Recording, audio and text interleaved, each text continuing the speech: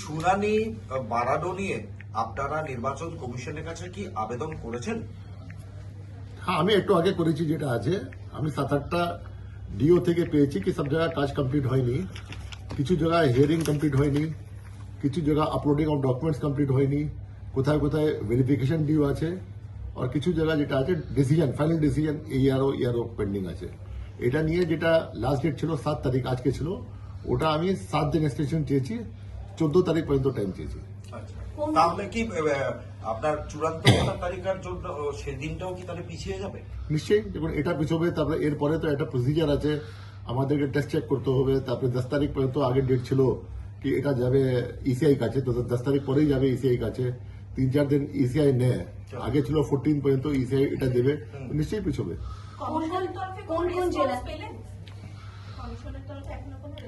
না, এখন কমিশনে গিয়েছে, 1 ঘন্টা আগে গিয়েছে, কমিশন রেসপন্স দেবে।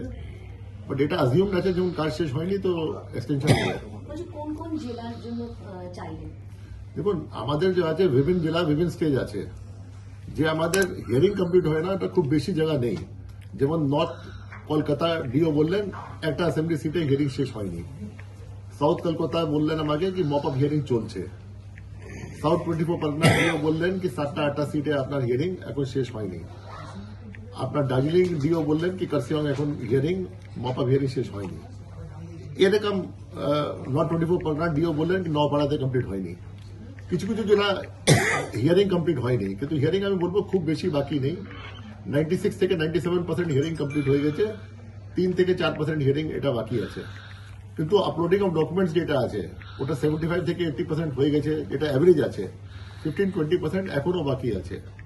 তারপরে ভেরিফিকেশন যে আছে, যে ডকুমেন্টস আপলোড হয়ে গেছে 70 থেকে 80% ভেরিফাই হয়ে গেছে।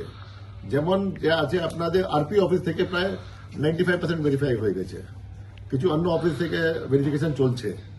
এরকম যেটা আছে আপনার ফাইনাল ডিসিশন যে আছে ডিসপোজাল ইয়ারও থেকে এখন 25-30% হয়েছে, বাকি সব ডকুমেন্ট আসার পরে হবে। তো বিভিন্ন স্টেজে আছে যেটা আছে, আমরা 7 দিন টাইম দিয়েছি, 7 দিনের মধ্যে আশা করি সব এটা কাজ শেষ হয়ে যাবে। তার মানে ফেব্রুয়ারি মাসের লাস্টে গিয়ে বেরোবে চূড়ান্ত ভোটার তালিকা। ফেব্রুয়ারি লাস্টে কি মিটিং আছে? মানে end of this month. End of this month ওর আগেই হতে পারে, কিন্তু এখন যদি 14 তারিখে আমরা করে দেবো সাপোজ, যে আশা করি 14 মধ্যে হয়ে যাবে, কি 7 দিন টাইম যথেষ্ট আছে। তারপরে যদি আমরা যদি ওল্ড শিডিউলে যাবো 7 দিনও লাগবে, 21 মধ্যে হয়ে যাবে ফাইনাল তালিকা। স্যার একটু ইংরেজিতে বলবেন, একটু ন্যাশনাল স্যার জাস্ট এইটা